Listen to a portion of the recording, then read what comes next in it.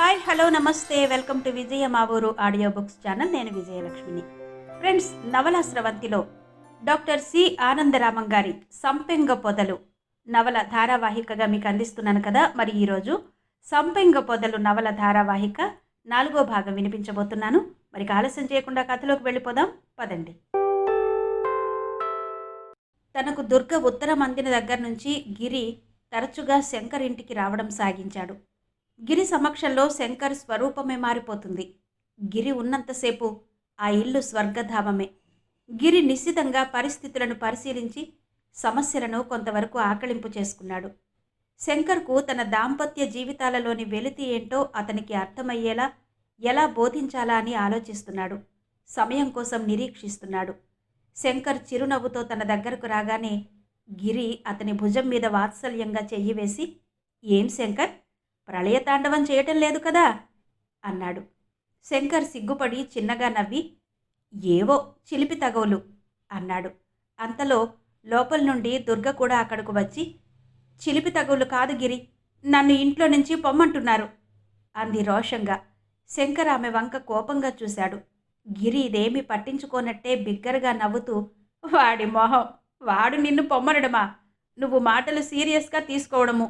నువ్వు గుమ్మం దగ్గర కదిలి 2 అడుగులు వెనక్కి తిరిగి చూడు, వాడు నీ కొంగు వెనకాలుంటాడు" అన్నాడు గిరి. తననలా వెనక వేసుకుని వచ్చినందుకు శంకర్ ముఖం వికసించింది. తన మీద వాత్సల్యంతో శంకర్కు గట్టిగా బుద్ధి చెబుతాడని ఆశపడ్డ దుర్గ గిరి శంకర్ను సమర్థించడంతో నిరాశపడింది. మూతి ముడుచుకుని లోపలికి వెళ్ళిపోయింది. శంకర్ గిరితో, "ఎప్పుడు వచ్చినా 1 రోజులో వెళ్ళిపోతావు, ఈసారి 2 రోజులుండరాదు" అన్నాడు. గిరి నవ్వుతూ, "ఈసారి 2 కాదు, 4 రోజులుందామని సెలవు పెట్టి వచ్చాను. ఒక్కడికి ఏం తోచడం లేదు, హరి కూడా ఊర్లో లేడు" అన్నాడు. ఆ రాత్రి శంకర్ సినిమా ప్రోగ్రాం పెట్టాడు. దుర్గ తాను రానంది. శంకర్ మళ్ళీ బ్రతిమాలలేదు. గిరి కూడా ఏం మాట్లాడలేదు. గిరి శంకర్ కలిసి బయటకు వెళ్లారు. దుర్గ విపరీతంగా బాధపడింది. శంకర్ సరే, గిరైనా తనను రమ్మని బలవంతం చెయ్యలేదు. సినిమాకి వెడుతూ దారిలో యథాలాపంగా అన్నట్టు గిరి శంకర్తో, "దుర్గ మనసు కరిగిన మైన ముద్దలాంటిది. దానిమీద నీ ఇష్టం వచ్చినవి చిత్రీకరించుకోవచ్చు. సుందర చిత్రాలు చిత్రీకరించుకుని ఆనందించడమో, పిచ్చి గీతలతో దాన్ని ఖరాబు చేయడమో నీ చేతుల్లోనే ఉంది" అన్నాడు. శంకర్కు ఆ మాటలు సరిగ్గా అర్థం కాలేదు. గిరి దుర్గను స్వంత చెల్లెలిగా అభిమానిస్తాడని శంకర్కు తెలుసు. గిరి ప్రోత్సాహమే ఈ వివాహానికి కారణమని కూడా తెలుసు. తాను దుర్గతో కలహం పెట్టుకున్నందుకు గిరి కష్టపెట్టుకున్నాడేమోననుకుని, "మీ దుర్గకు అహంకారం చాలా ఎక్కువ.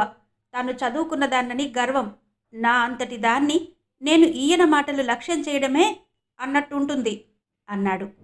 గిరి నవ్వి, "మీ దుర్గ అంటావేంటి? నువ్వు మా శంకర్వి కాదా?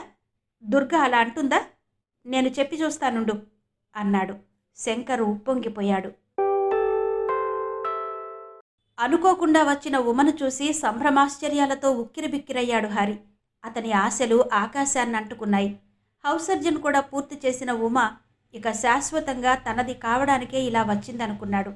ఆమె ముఖంలోని నీలి నీడలు, కన్నులలోని నిరుత్సాహము, చిరునవ్వులోని పేలవత్వము పొంగిపొర్లే హరి ఉత్సాహానికి ఆనకట్టలు కాలేకపోయాయి. హరి ఉత్సాహాన్ని, ఆనందాన్ని చూసిన ఉమ మరింత కృంగిపోయింది. పసిపిల్లాడిలాంటి ఈ నిర్మల మూర్తికి తాను చెప్పదలుచుకున్నది ఎలా చెప్పడం? తననింత గాఢంగా ప్రేమించిన హరి, తన కోసం తహతహలాడి 5 ఏళ్లు నిరీక్షించిన హరి, ఊహలు తెలియని పసితనం నుంచి తన మీద సర్వాధికారాలు చెలాయించిన హరి ఈ ఆశాభంగాన్ని ఎలా ఎదుర్కొంటాడు? అతి సున్నితమైన హృదయము, అత్యంత ఉద్రిక్తమైన స్వభావము కల తన బావ ఆ దెబ్బకు తట్టుకోలేక ఏమైనా అయిపోతే ఆ పాపమంతా ఎవరికి చుట్టుకుంటుంది? అలా అని హరిని అంగీకరించడం తనను తాను మోసం చేసుకోవడమే కాక హరిని కూడా మోసం చేసినట్టే అవుతుంది. హరి కోరుతున్నది తన అనురాగాన్ని కానీ తన శరీరాన్ని కాదు కదా. అలా అనుకుంటే, హరి కోరితే తనకంటే అందమైన వాళ్ళు అతనికి భార్యగా దొరకరా? వెనక నుండి తన కనులు మూయబడడంతో ఉలిక్కిపడి ఆలోచనల్లో నుంచి తేరుకుంది ఉమ. ఆ కనులు మూసిన ఆ చేతులను, ఆ స్పర్శను తేలికగానే గుర్తించగలదు ఉమ. ఏ విధమైన సంచలనము లేకుండా ప్రశాంతంగా చేతులు తీయి బావా అంది. ఉమ ప్రశాంత గంభీర స్థిరస్వరం హరికి ఉమ ప్రసన్నతగా భాసించింది. చిరునవ్వుతో చేతులు తీసి ఆమె మీదకు వంగబోయాడు. ఉమ చటుక్కున లేచి, బావా నన్ను ముట్టుకోకు అంది స్థిరంగా. ఇప్పటికీ హరి తెల్లబోయాడు. అంతలో తేరుకుని నవ్వుతూ, ఇంకా ఎన్నాళ్ళిలా నన్ను దూరంగా ఉంచగలవో చూస్తాగా, అప్పుడు నా కసి అంతా తీర్చుకుంటాను అన్నాడు. నన్ను క్షమించు బావా. నిన్ను ఒకప్పుడు దగ్గర చేసుకుందామనే భావన నాలో ఉంటే ఇప్పుడే నిన్ను దగ్గర చేసుకునేదాన్ని. నిన్ను శాశ్వతంగా నాకు దూరంగా ఉంచాలనే నా నిశ్చయం. నాకు వివాహం మీద కోరిక లేదు. నీకు తగిన ఎవరినైనా చూసుకుని పెళ్లి చేసుకో. నన్ను మరిచిపో అంది. హరి నోట మాట రాక పిచ్చివాడిలా అలా ఉమ వంకే చూస్తూ నిలబడిపోయాడు. ఆ చూపులకు ఉమ గుండెలు అవిసిపోతున్నాయి. ఆపుకుందామని ఎంత ప్రయత్నించినా ఉమ కన్నీళ్లాగడం లేదు. హరి దగ్గరగా వెళ్ళి భుజాలు పట్టుకుని కుదుపుతూ, బావా అంది ఆందోళనగా. హరి ఉమ చేతులు విదిలించి వెనక్కు వెళ్ళి, నన్ను ముట్టుకోకు అన్నాడు కసిగా. ఉమ నవ్వింది. నువ్వు మనసారా ఆ మాట అనగలిగితే అదృష్టవంతురాలిని అంది. నవ్వుతున్నావా? అవును, నీకు నవ్వులాటగానే ఉంటుంది. అయితే నువ్వు ఎంబీబీఎస్లో చేరడానికి కూడా కారణం ఇదే కదూ? ఈ ఉద్దేశం మనసులో ఎన్నడో కలిగింది కదూ? నువ్వు నాకంటే అందగాణ్ణి, గొప్పవాణ్ణి, ఎవరినో ప్రేమించి ఉండాలి. అందుకనే నన్ను అసహ్యించుకుంటున్నావు. ఛీ, ఏం ఆడవాళ్ళు, ఎంత చంచలమైన మనస్సు! హరి ఉద్రేకంతో ఊగిపోతున్నాడు. ఉమ కన్నీళ్లను ఆపలేకపోతుంది. ఇంకా తిట్టు బావా. భాషలో ఉన్న పదాలన్నీ ఉపయోగించి తిట్టు. ఎంతటి తిట్లకైనా నేను అర్హురాలినే. కానీ నేను నిన్ను అసహ్యించుకోవడం లేదు. బావగా నిన్నెప్పటికీ అభిమానిస్తూనే ఉంటాను. నా భర్తగా మాత్రం నిన్ను చూడలేను. నిన్ను తిట్టడానికి నేనెవర్ని ఉమా? నీ మీద నాకేం హక్కు ఉంది? నీ పెళ్ళి ఎప్పుడో చెప్పు. వచ్చి మీ ఇద్దరిని చూసి సంతోషిస్తాను. నేనసలు పెళ్ళే చేసుకోను బావా. నాకు దేశసేవ చేద్దామని ఉంది. అందుకనే డాక్టరునయ్యాను. ప్రస్తుత దేశ పరిస్థితిని బట్టి ఎందరో డాక్టర్లు యుద్ధంలో గాయపడిన వారికి అవసరం. నేను తేజ్పూర్ హాస్పిటల్లో అపాయింట్ అయ్యాను. డ్యూటీలో చేరడానికి నిశ్చయించుకున్నాను. వెళ్ళబోయే ముందు మిమ్మల్ని అందరినీ ఒకసారి చూడాలనిపించి వచ్చాను అంది. హరిముఖం పాలిపోయింది. చాలాసేపటి వరకు అతను మాట్లాడలేకపోయాడు. చివరకు, ఉమా, ఎందుకింత కసి నా మీద నీకు అన్నాడు. ఉమ వంచిన తల ఎత్తలేకపోయింది. క్షమించు బావా, క్షమించు. ఈ స్వార్థపరురాలిని నిర్లక్ష్యం చేయడం నేర్చుకో. నీ బ్రతుకు బాట నువ్వు దిద్దుకో అంది చివరకు. హరి సమాధానం చెప్పలేదు. చాలాసేపు ఆ ఇద్దరి మధ్య నిశ్శబ్దం రాజ్యం చేసింది. హరి లేచి నిలబడి, ఈ లోపమేదో నా జాతకంలోనే ఉంది. నా ప్రాణంలా అభిమానించిన దుర్గ స్వయంగా నా ఇంటికి రావద్దంది. నా సర్వస్వంగా భావించిన నువ్వు నాకు దూరంగా పోవడమే కాక ఈ లోకపు బంధాలకు కూడా దూరంగా పోవాలనుకుంటున్నావు. వద్దు ఉమా, నేను నిన్నే విధంగానూ బాధించను. నాకు భయపడి ఆ యుద్ధరంగంలోకి పారిపోవద్దు. నీకెలా సంతోషమో అలాగే ఉంటాను. నీ సంతోషంలోనే నా సంతోషాన్ని వెతుక్కుంటాను. అక్కడికి వెళ్ళనని మాటియ్యి అన్నాడు. ఉమ తన ఆవేదన అణుచుకోవడానికి విశ్వ ప్రయత్నం చేస్తోంది. నువ్వు దేవతవి బావా. నీ ప్రేమకు అర్హురాలిని కాలేకపోవడం నా దురదృష్టం. కానీ నా నిశ్చయాన్ని మార్చడానికి ప్రయత్నించకు. ఇలాంటి అవకాశం మాత్రం ఎంతమందికి వస్తుంది బావా? ఇది బ్రతుకును సార్థకం చేసుకోవడం కానీ వ్యర్థం చేసుకోవడం కాదు. నాకు సంతోషం ఇందులో ఉంది కనుకనే ఇలా నిశ్చయించుకున్నాను అంది ఉమ. హరి అక్కడి నుంచి వెళ్ళిపోయాడు. ఉమ బరువుగా నిశ్వసించింది. ఆమె గుండెల మీద నుండి ఎవరో పెద్ద కుంపటిని దింపినట్టయింది. ఆవేదనతో గుండెలు కరిగి కన్నీరుగా ప్రవహించిన ఈ కన్నీటిలో కొంత సంతృప్తి ఉంది. 2 రోజులు గడిచిన తర్వాత ఉమ తన మొహమాటాన్ని అణుచుకుని, బావా, గిరిని చూసి వద్దామా అంది. హరి నిర్లిప్తంగా పద అన్నాడు. ఏదో పత్రిక చదువుకుంటున్న గిరి హరి ఉమలను చూసి చిరునవ్వుతో ఆహ్వానించాడు. నీరసంగా నిరుత్సాహంగా ఉన్న హరిని చూసి, ఏమయ్యా పెళ్లి కొడుక, అలా ఉన్నావు అని వేళాకోళమాడాడు. ఈ వేళాకోళం హరి మనసును ఉమ మనసును కూడా కలతపరిచింది. హరి నిర్జీవంగా నవ్వి, ఉమా యుద్ధంలో గాయపడిన వారికి వైద్యం చేయడానికి తేజపూర్ వెళుతుంది. మనకందరకు గుడ్ బై చెప్పడానికొచ్చింది అన్నాడు. గిరి స్థాణువులా అయ్యి ఏంటి అన్నాడు నమ్మలేనట్టు. ఉమ నవ్వుతూ ఈ మధ్య సరిగా వినబడడం లేదా అంది. గిరి తిరిగి నవ్వలేకపోయాడు. ఉమ నిశ్చయానికి కారణమేంటో అతనికి చక్కగా తెలుసు. అంతులేని ఆవేదన అతని కళ్ళలో సుడులు తిరిగింది. అతని పెదిమలు కదిలాయి, కాని మాటలు పైకి రాలేదు. అతని ఆవేదన గమనించిన ఉమ తృప్తిగా నిట్టూర్చింది. ఇది చాలు అనుకుంది.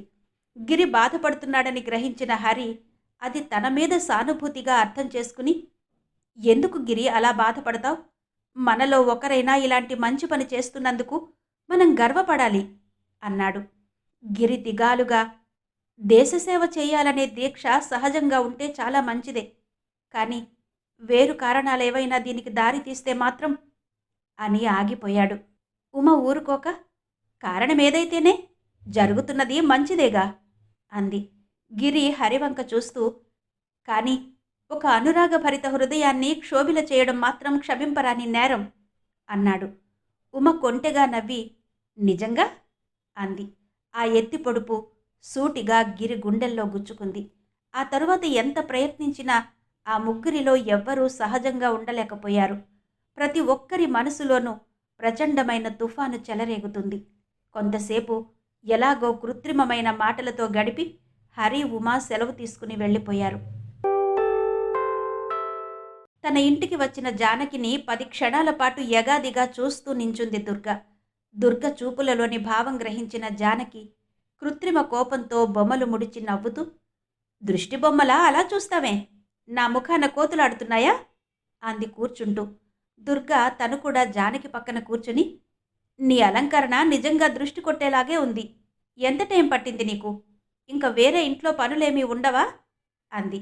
జానకి చెక్కిళ్ళి కొంచెం ఎర్రబడగా, ఏం చెయ్యను, ఇలా అలంకరించుకోకపోతే ఆయన చంపేస్తారు అంది. అలా చెప్పు, ఇదంతా మా బావగారి కళా ప్రావీణ్యం అన్నమాట. దుర్గా కిలకిల నవ్వింది. జానకి కూడా నవ్వి, ఆయనకి అలంకరణ విషయంలో ఎంత చాదస్తమనుకున్నావు? ఎక్కడా ఏ లోటు ఉండడానికి వీల్లేదు. చీర, జాకెట్టు, గాజులు, పువ్వులు, లాకెట్టు అన్నీ ఒకదానితో ఒకటి శృతి కలిసి తీరవలసిందే. లేకపోతే అప్పటికప్పుడు బజార్ నుంచి కొని తీసుకొస్తారు. అంతేకాదు, పేరెంటాలకి ఒకలాగా, డిన్నర్లకి ఒకలాగా, పార్టీలకు మరొకలాగా అలంకరించుకోవాలి. నిజంగానే నువ్వన్నట్టు నా టైం అంతా ఈ అలంకరణకే సరిపోతుంది. నాకొక్కొక్కసారి విసుగొస్తుంది కూడా. అయినా ఆయన మనసును కష్టపెట్టలేను అంది. దుర్గ కనుబొమలు ఆశ్చర్యంగా పైకి లేచాయి. అయితే నువ్వు తరచుగా క్లబ్బులకు, పార్టీలకు, సినిమాలకు వెడుతుంటావా? అయ్య బాబోయ్, తరచుగా ఏంటి, ఇంచుమించు రోజు ఏదో ఒక ప్రోగ్రాం ఉంటుంది. ప్రతిరోజు నేను నిద్రపోయేసరికి 12, 1 గంట అవుతుంది. అప్పుడప్పుడు మేం కూడా పార్టీలు ఇస్తూ ఉంటాము. ఇంటి పనులు నువ్వన్నట్టుగానే నాకేం లేవు, అజమాయిషీ తప్ప. అయినా ఈ వ్యాపకాలన్నిటితో ఉక్కిరి బిక్కిరిగా ఉంటుంది అంది జానకి. నీకు బాగుందా ఇలా అడిగింది ఉమ. బాగుందా అంటే ఏం చెప్పను, ఆయనకిలా చాలా ఇష్టం. ఒక్కొక్కసారి నాకు ప్రశాంతంగా ఇంటి దగ్గర ఉండాలనిపిస్తుంది. కానీ తను నన్ను వదలరు. తప్పించుకోవాలంటే ఒకటే మార్గం, ఏ తలనొప్పి అనో కడుపు నొప్పి అనో వంక పెట్టాలి. అప్పుడు నేను వస్తానన్నా తను తీసుకుని వెళ్లరు. కానీ ఇంకా ఇబ్బంది వస్తుంది. తను కూడా అన్ని వ్యాపకాలు మానుకుని నానా కంగారు పడుతూ నా దగ్గరే కూర్చుంటారు. డాక్టర్ని పిలిపిస్తారు. ఎంత గొడవ జరగాలో అంతా అవుతుంది. ఇంతకంటే ఆయనతో కలిసి బయటకు పోతేనే మేలనిపిస్తుంది. అప్రయత్నంగా దుర్గ భారంగా నిట్టూర్చింది. ఎంత అదృష్టవంతురాలివే నువ్వు జాని. జానకి పకపక నవ్వింది. అవును, నా అదృష్టాన్ని నువ్వు పొగుడితే విని ఆనందిస్తాను. అదే, ఇంతకంటే అదృష్టమేం కావాలి అడిగింది దుర్గ. నవ్వుతున్న జానకి ముఖం క్షణంలో నల్లగా అయిపోయింది. భారంగా, పోనీవే, అదృష్టవంతురాలనే అనుకో అంది. దుర్గ ఆశ్చర్యపోతూ, నాకు చెప్పకూడని రహస్యమేమైనా ఉందా అంది. అసలు రహస్యమే కాదు, కాను అనుకోవడానికి చాలా కష్టంగా ఉంటుంది. మొన్న మధ్యనే మా ఆయనకు గుండె జబ్బు ఉన్నట్టుగా తెలిసింది. ఏ క్షణంలోనైనా నా స్వర్గమంతా అంధకారంలో కరిగిపోవచ్చు దుర్గా. నా అదృష్టాన్ని మెచ్చుకుంటావా? నన్ను చూసి జాలి పడతావా? అంది జానకి. దుర్గా నిర్ఘాంతపోయింది. మూఢురాలిగా జానకి ముఖం వంక చూస్తూ ఉండిపోయింది. చైతన్యానికి మారుపేరులా ఉండే జానకి సృష్టిలో విలాసము రూపు ధరించి వచ్చిందా అని జానకి తన గుండెల్లో ఈ ఆరని కుంపటిని ప్రజ్వలింపచేసుకుంటూ పైకి పకపక నవ్వగలుగుతుందా? ఎప్పుడూ నవ్వుతూ ఉండే జానకి కళ్ళ నీళ్లు దుర్గ గుండెలను పిండి చేశాయి. ఆప్యాయంగా జానకి చేతిని తన చేతిలోకి తీసుకుని, పాపిష్టిదాన్ని, నవ్వుతూ వచ్చిన నిన్ను ఏడుపిస్తున్నానే, నవ్వు, కన్నీళ్లు నీకు తగినవి కాదు అంది. జానకి పెదవులపైకి పేలవమైన చిరునవ్వు మెరిసింది. నిజం దుర్గా, కన్నీళ్లు నాకు తగినవి కావు. నా గురించి నాకేమీ బాధ లేదు. కానీ అంతరాంతరాలలో ఆయన పడే క్షోభ చూస్తుంటే నా గుండె పగిలిపోతుంది. ఈ సంగతి ముందే గుర్తించకుండా నిన్నన్యాయం చేశాను, నన్ను క్షమించగలవా జానకి అని ఆయన అంటుంటే ఏం సమాధానం చెప్పాలో తోచదు. నాకు ముందే ఈ సంగతి తెలిసినా మిమ్మల్ని వదులుకునే దానిని కాను అంటాను. ఆయన దరిదాపులకు విషాద మేఘాలు రాకుండా నా శాయశక్తులా ప్రయత్నిస్తాను. అయినా తన అంతరంగంలో ఆవేదన తుడిచివేయడం నా తరం కావడం లేదు అంది జానకి. దుర్గ మనసు కరిగిపోతోంది. జాలిగా జానకి వంక చూడడం కంటే ఏమీ మాట్లాడలేకపోయింది. జానకి ఇంకా ఏదో చెప్పబోయేంతలో శంకర్ రావడంతో ఆగిపోయింది. శంకర్ జానకిని చూసి, హలో జానకి, ఈ మధ్య బొత్తిగా కనబడడం లేదే అన్నాడు. జానకి నవ్వింది. నేను రాకపోతే పోని, మీ ఇద్దరూ రాకూడదా? మీరు అసలు కనబడడం లేదు అంది. వద్దామనే అనుకున్నాను. 2 సార్లు దుర్గా నేను బయలుదేరి కూడా ఏవో అవాంతరాల వల్ల ఆగిపోయాం. అయినా మీరు కనబడకపోతే మాకేం తోచదు అన్నాడతను. అవునా దుర్గా అంటూ జానకి దుర్గ వంక చూసింది. తన భర్త ఈ లేనిపోని అబద్ధాలన్నీ ఎందుకు చెబుతున్నాడో అర్థం కాని దుర్గ అయోమయంగా తల ఊపింది. శంకర్, దుర్గా, జానకికి కాఫీ అది ఏమైనా ఇచ్చావా లేదా అన్నాడు. కబుర్ల సందడిలో ఆ మాటే మర్చిపోయిన దుర్గ హడావిడిగా లేవబోతుంటే జానకి దుర్గను బలవంతాన కూర్చోబెట్టి, నాకు కాఫీ అలవాట్లేదు. ఎవరింటికైనా వెడితే మర్యాద కోసం తాగుతాను. ఇప్పుడు తాగాలని లేదు అంది. అబ్బా, మీకెంత మంచి అలవాట్లండి అన్నాడు శంకర్. జానకి నవ్వి ఊరుకుంది. కొంచెంసేపు కూర్చుని అది ఇది మాట్లాడాక జానకి వెళతానని లేచింది. దుర్గ ఇంకా కాసేపు కూర్చోమంది. కానీ జానకి పని ఉందని లేచింది.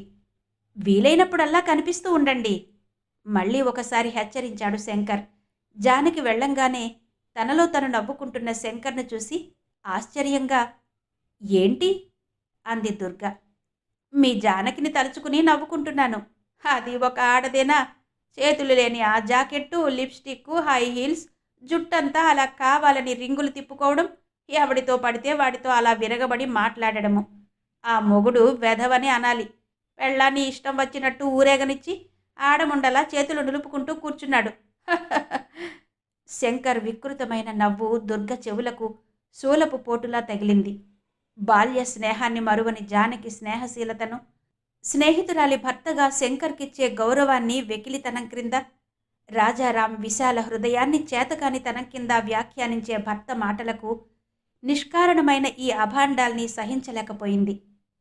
మరి అట్లాంటి జానకితో మీరంత స్నేహంగా ఎలా ఉండగలుగుతున్నారో రోషంగా అడిగింది దుర్గ.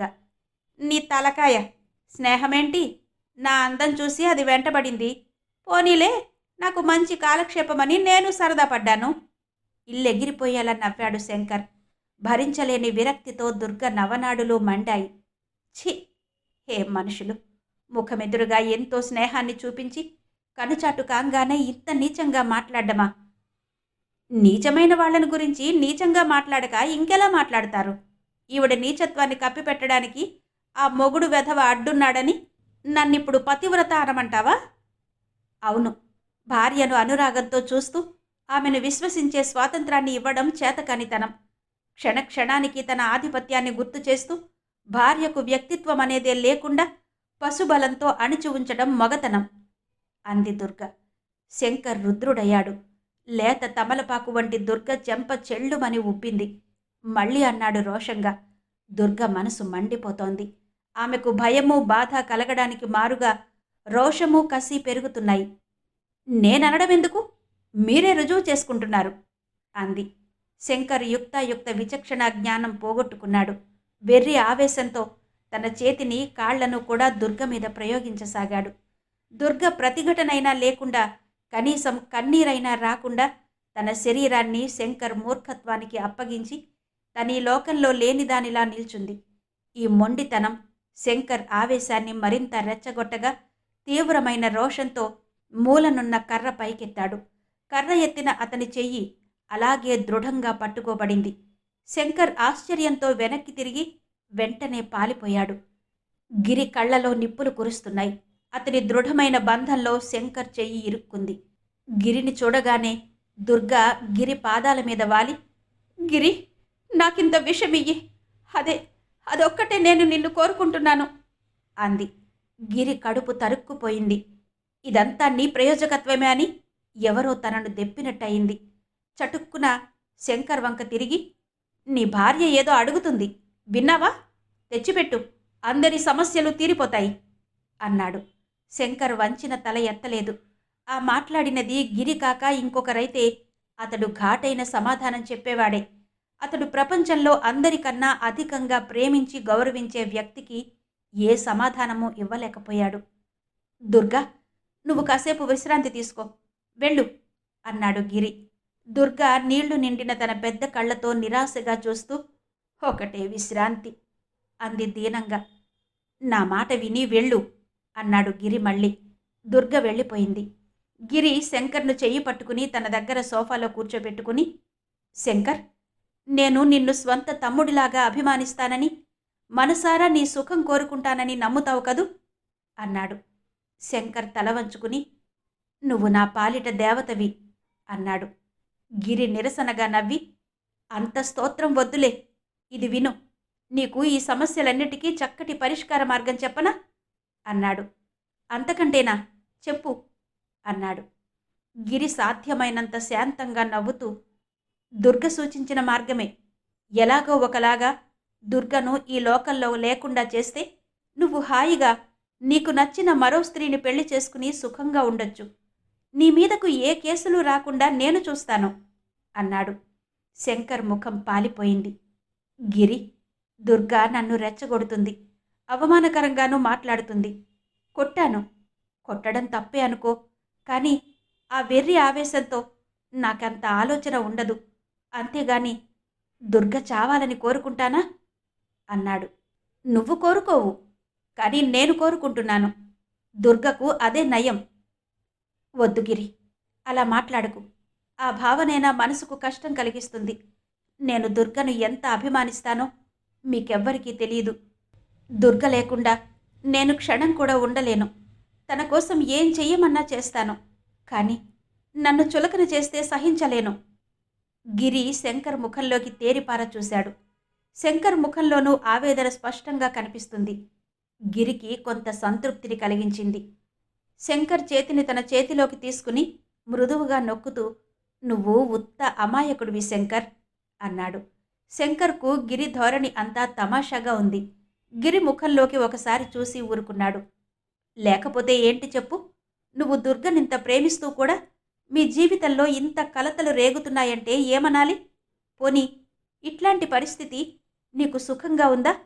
ఈ గొడవలు చికాకులు నీ మనసుకేమీ కష్టం కలిగించడం లేదా అని అడిగాడు గిరి. ఎందుకు కష్టం కలిగించడం లేదు? నువ్వు దుర్గను చేసుకోమనంగానే నేనెంతో సంతోషించాను. అప్పట్లో దుర్గ వినయము అణకువ నన్నెంతో ఆకర్షించేవి. ఒక్క నీతో తప్ప నాతోనైనా ఎక్కువ మాట్లాడేది కాదు. నా సంసారం స్వర్గమే అవుతుందని ఆశపడేవాణ్ణి. ఇప్పుడు ఇంచుమించు నాకు పిచ్చెక్కినట్టు ఉంటుంది అన్నాడు శంకర్. ఉండదు మరి? ఎవరైనా భార్యతో సరదాగా గడపాలని ఆశపడతారు, కానీ గొడవ పెట్టు కూర్చోవాలనుకుంటారా? కానీ శంకర్, ఇంకొక విషయం కూడా అర్థం చేసుకోవడానికి ప్రయత్నించు కాస్త. మనం పెళ్లి చేసుకునే సజీవమైన మనుషులము కానీ యంత్రాలము కాదు కదా. ప్రతి ఒక్కరికి వారి వారి ఆలోచనలు, వారి వారి కోరికలు ఉంటాయి. ఒక్కొక్కప్పుడు భార్యాభర్తల మధ్య ఈ భావాలలో వైరుధ్యం కూడా కనిపించవచ్చు. అట్లాంటప్పుడు పరస్పర సహకారంతో ఇద్దరూ ఒక దారికి రావాలి. కానీ ఇద్దరిలో ఒకరు బలవంతాన తమ అభిప్రాయాలు ఇంకొకరి నెత్తి మీద రుద్దడం ఎలా సాధ్యమవుతుంది చెప్పు? దుర్గా విధి లేక నువ్వు చెప్పినట్టు పడి ఉండడం నీకు ఇష్టమా? లేకపోతే తానై సంతోషంతో నిన్ను అనుసరించడం నీకిష్టమా? దుర్గ మనసును చిత్రవధ చేశాక ఆ శరీరం నుండి నువ్వేం పొందగలవు?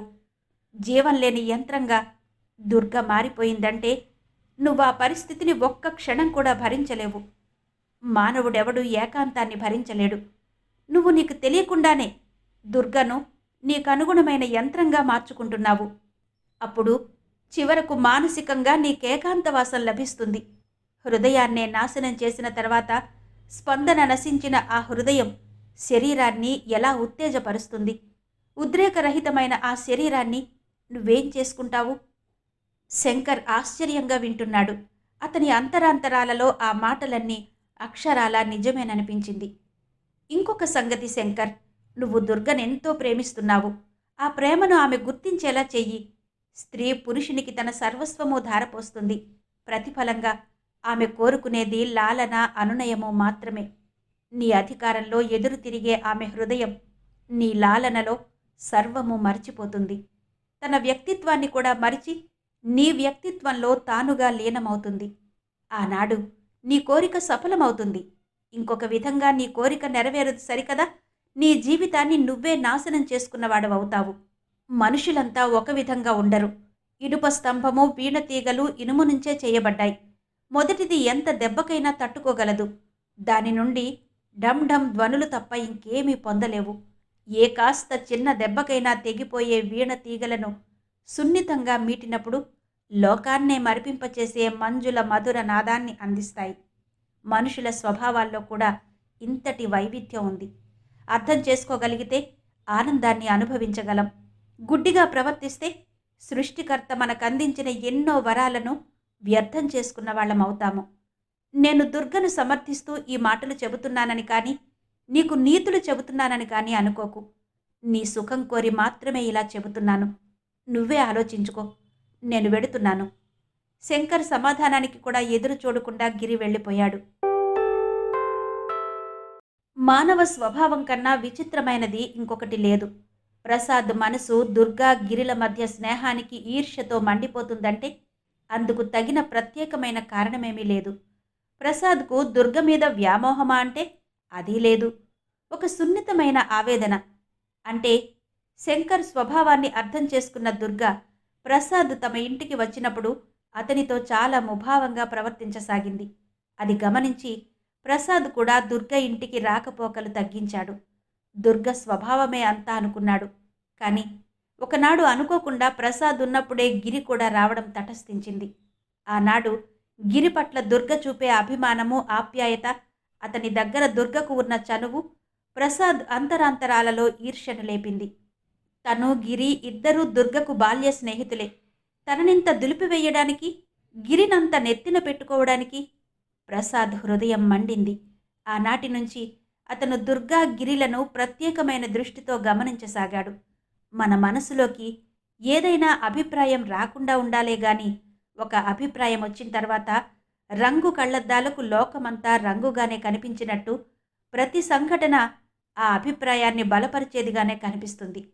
మనసులో మండే ఈర్ష్య జ్వాలలను చల్లార్చుకోవడానికి దుర్గా, గిరిల మధ్య అక్రమమైన సంబంధం ఉండి ఉండవచ్చనే ఊహ తరుణోపాయమైంది ప్రసాద్కు. ఈ రకమైన భావనలు చాలా చిత్రమైనవి. అవి కలిగిన వ్యక్తులు తమలో తాము అలా భావించడం వల్ల తృప్తి పడలేరు. ఇంకో 10 మందికైనా తమతో ఏకీభవించాలి. అలా జరగకపోతే తమ భావనలో తమకే నమ్మకం ఉండదు. మరి ఒకసారి జానకి దగ్గర ఈ విషయం కదిపాడు. జానకి, దుర్గకు గిరి అంటే ప్రాణం కదూ? స్వెటర్ అల్లుతున్న జానకి తలెత్తకుండానే, అవును, నాకు కూడా ఆయనంటే చాలా ఇష్టం. చాలా సరదా అయిన మనిషి. తను నవ్వుతూ ఎదుటి వాళ్లను నవ్విస్తూ ఉంటాడు అంది. ఈ సమాధానంతో ప్రసాద్కు మరింత మండింది. కసిగా, నీ ఇష్టానికి దుర్గ ఇష్టానికి చాలా తేడా ఉందిలే అన్నాడు. ఉండొచ్చు. అతని దగ్గర చిన్నప్పటి నుంచి దుర్గకు చాలా చనువుంది. హరి, గిరి, దుర్గ చిన్నతనం నుంచి ఒక ప్రాణంలా ఉండేవారట. అందుకే పాపం ఇప్పటికీ దుర్గను వదలలేక అస్తమాను వస్తూ ఉంటాడు. ఇంతసేపటికి ప్రసాద్ మాటలలో ఏదో వ్యంగ్యం ధ్వనించింది జానకికి. తలెత్తి చూసి, బాగుంది, నువ్వు నేను వెళ్ళడంలా ఇందులో పెద్ద అనుకోవలసిందేముంది అంది. నువ్వు నేను వెళ్ళడము గిరి వెళ్ళడము ఒకటేనంటావా? అస్సలు నేను అనుకోవడం. ప్రసాద్ ఏం చెప్పదలుచుకున్నాడో ఊహించిన జానకి అతని వాక్యం పూర్తి కాకుండానే కయ్యిమంది. ఊరుకో అన్నయ్య, మీ చదువులు సంస్కారాలు ఏ గంగలో కలుస్తాయో అర్థం కాదు. నువ్వనుకునేదేంటో నాకు తెలుసులే. నీకు పుణ్యముంటుంది. నువ్వనుకునే దానిని ఎన్నడూ మాటలలో పెట్టకు. అలా అనుకోగలిగినందుకు సిగ్గుపడు. దుర్గా గిరిల మధ్య ఉండే సంబంధం నాకు తెలుసు. నువ్వనుకునే దానిలో 1000 వంతులు నిజం ఉన్నా దుర్గా గిరికి భార్య అయి ఉండేది.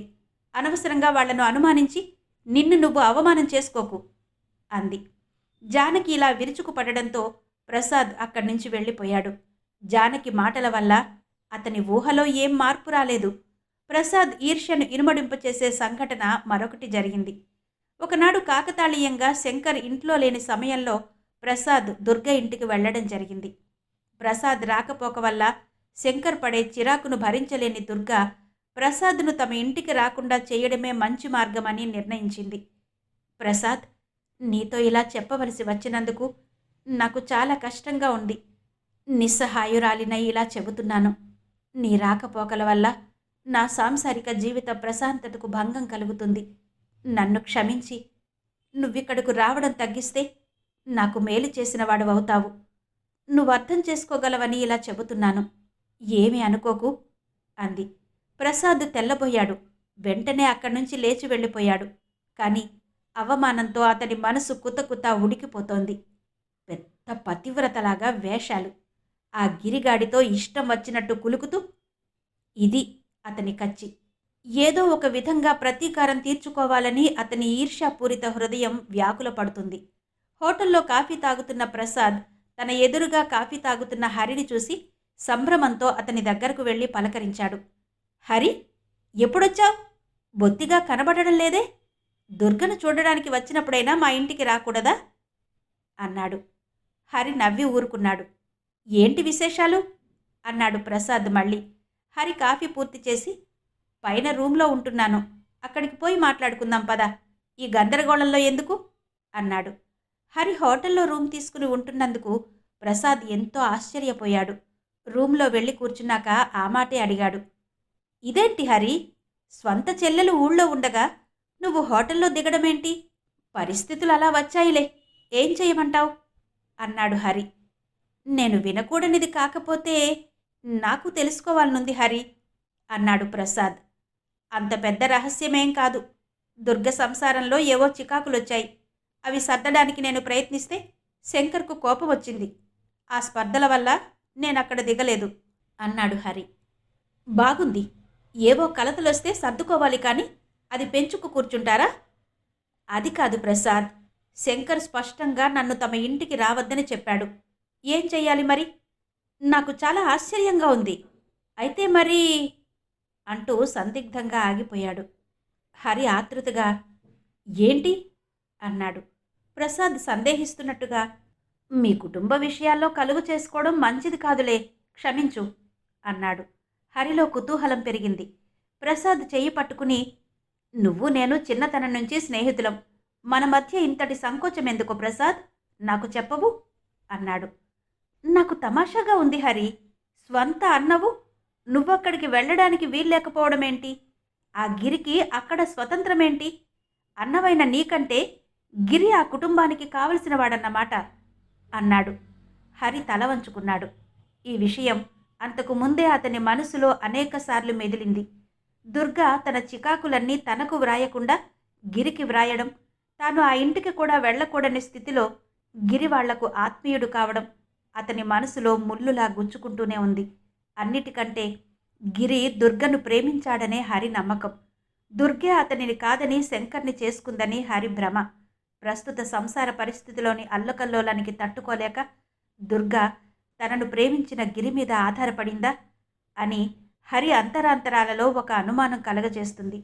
అయినా దుర్గ క్లిష్టమైన పరిస్థితి ఆధారంగా ఆమె జీవితాన్ని నాశనం చేసేటంత నీచుడు గిరి కాదనే విశ్వాసమే అతని ధైర్యం. హరి ముఖంలో తనకు కావలసిన మార్పులు కనిపించిన ప్రసాద్ సంతృప్తిగా ఊపిరి పీల్చాడు. సమిధలు వేయడానికి ఇదే సందని కూడా ఆలోచించాడు. ఇంకొక సంగతి హరి, నువ్వేమీ అనుకోనంటే చెబుతాను. ఏంటన్నట్టు చూశాడు హరి. దుర్గా నాకు కూడా స్నేహితురాలు. నేను కూడా ఆమె క్షేమం కోరేవాడిని. అన్నమైన నీకు ఈ విషయం తెలిస్తే దీనికి పరిష్కార మార్గం ఆలోచిస్తావని చెబుతున్నాను. అంతేకాని ఎవరి మీద ద్వేషంతో కాదు అన్నాడు. సంగతి చెప్పు, ఇంత నానుస్తావే అన్నాడు విసుగ్గా హరి. ఇది విసుగ్గా వినవలసిన సంగతి కాదు, శాంతంగా ఆలోచించవలసిన విషయం. నీకు విసుగ్గా ఉంటే చెప్పకపోవడమే మంచిది. ప్రసాద్ ఊరించే పద్ధతి చూస్తే హరికి ఒళ్ళు మండుతుంది. నాకేం చెప్పొద్దులే పో అందామని కూడా అనిపించింది. కానీ తన కుతూహలాన్ని అణుచుకోలేక నేనేం అనుకోను, అసలు విషయం చెప్పు అన్నాడు. ప్రసాద్ బాధపడుతున్నవాడిలాగా ముఖం పెట్టి ఏం లేదు, చుట్టుపక్కల వాళ్ళంతా దుర్గా గిరీలను గురించి రకరకాలుగా అనుకుంటున్నారుట. అసలైన రక్త సంబంధికులెవరూ రాకపోగా శంకర్కేదో దూరపు చుట్టమైన ఈ గిరి ఇంత తరచుగా రావడం అందరికీ ఆశ్చర్యంగానే ఉంటుంది మరి. అంతేకాక గిరి సాధారణంగా శంకర్ లేని సమయాల్లో వస్తాడట. అందుకని చుట్టుపక్కల అందరూ చెవులు కొరుక్కుంటున్నారు. వెధవ సంఘం, మంచి చెడ్డ రక్కర్లేదు దానికి అన్నాడు ప్రసాద్. హరి మనసు మండిపోతుంది. తనకి వార్తను చెప్పిన ప్రసాద్ని చాచి లెంపకాయలు కొట్టాలన్న ఉద్రేకాన్ని అతి ప్రయత్నం మీద అణుచుకుని, ఎవరు చెప్పారు నీకు ఈ సంగతులన్నీ? కష్టపడి సేకరిస్తున్నావా అన్నాడు నిరసనగా. ప్రసాద్ కంగారు పడి, చిచి, నేనసలు దేంట్లోనూ కల్పించుకోను. మొన్న ఏదో మాటల మీద జానకి ఎంతో బాధపడుతూ చెప్పింది. నాకు కూడా చాలా కష్టం అనిపించింది. నువ్వేదైనా ఉపాయం ఆలోచించి ఆ పుకార్లను అణిచివేస్తావని నీతో చెబుతున్నాను అన్నాడు. జానకి చెప్పిందనగానే హరి కృంగిపోయాడు. జానకి అంటే హరికెంతో గౌరవము. ఎప్పుడూ ముక్కుకు సూటిగా పోతుంది. మనసులో మాట ఖచ్చితంగా చెబుతుంది. అబద్ధాలు, తప్పుడు ప్రచారాలు చెయ్యదు. సరికదా, ఎవరైనా చేసినా వాళ్లను అసహ్యించుకుంటుంది. ఎన్నడూ ఎవ్వరిని దోషిగా నిరూపించి మాట్లాడదు. తనకెవరి ప్రవర్తనైనా నచ్చకపోతే వాళ్లను గురించి ప్రస్తావించదు. అట్లాంటి జానకి ఈ వార్త చెప్పిందంటే అందులో తప్పక సత్యముండాలి. అంతేకాక జానకి దుర్గా ఆత్మీయులైన స్నేహితులు. దుర్గా పరిస్థితి జానకికి చక్కగా తెలుస్తుంది. లేని మాటలు ఆమె ఎందుకు చెబుతుంది? ఎంతో ఉత్తముడు, ఉన్నతమైన ఆదర్శాలు కలవాడు అని భావించిన గిరి చివరకు ఇలా దిగజారాడా? ప్రసాద్ తన మనసులోని మంట చల్లార్చుకుని అక్కడి నుంచి వెళ్ళిపోయాడు. ఆ మంటలు ద్విగుణీకృతమైన జ్వాలలతో హరి హృదయంలో ప్రజ్వరిల్లాయి. సంపెంగ పొదలు డాక్టర్ సి ఆనందరామం గారి నవల ధారావాహిక 4వ భాగం విన్నారు కదా. మిగిలిన కథ తరువాతి భాగాల్లో వినిపిస్తాను. అంతవరకు సెలవు. నమస్తే.